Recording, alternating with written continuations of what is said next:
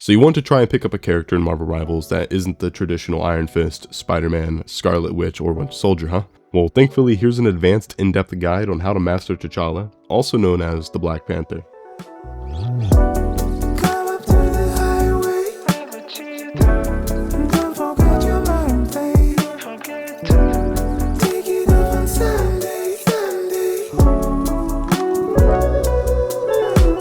Now, before diving into this video and teaching you how to master him, if it isn't too much to ask, consider hitting that subscribe button.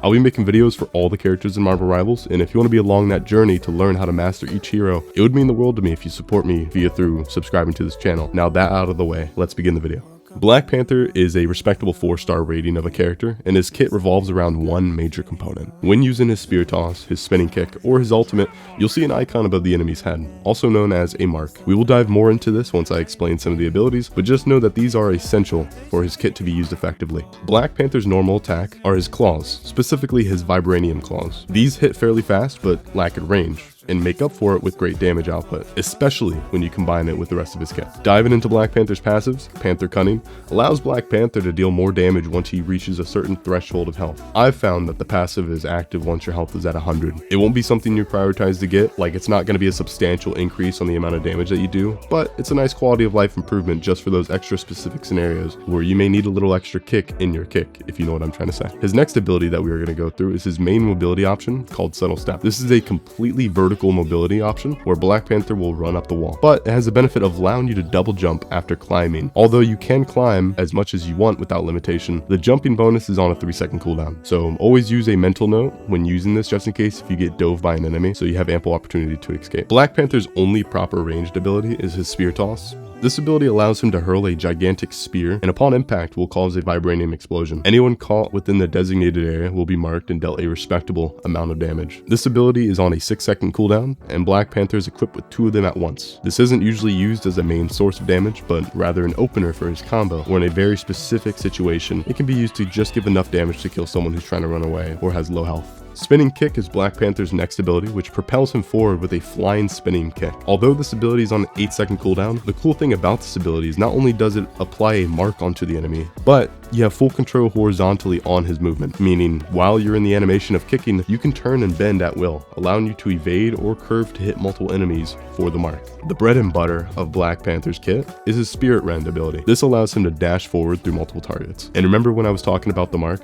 Yeah, well, normally if you just use the Spirit Rend as it is, you'll be left stranded with no way to escape because your cooldowns are on an 8-second penalty. But with the target that is marked, if you successfully hit them with the dash, you get another dash immediately. And this is amazing because you can essentially become a super fast, really annoying ping pong ball, dealing great damage, and this allows you to escape when necessary. Okay, so let's say you use your abilities and you miss your marked target with your dash. You've already used your spinning kick and you're left stranded. What do? Well, in this specific situation, this is where Black Panther's ultimate comes into play. His ultimate is called Bast Descent. This ultimate calls forth Bast and projects him forward, dealing massive damage to anyone in the path and marking them as well. But most importantly, this completely resets Black Panther's dash. So even with the error in your playstyle, you still have wiggle room for redemption. There are plenty of combos with Black Panther, but I'll show you the main 2 that I use that's gotten me 40+ kills in games. The biggest combo I use most often is where I'll throw a spear to mark a target at first, then I'll dash forward to get up closer to them and deal damage, then spin to mark them again,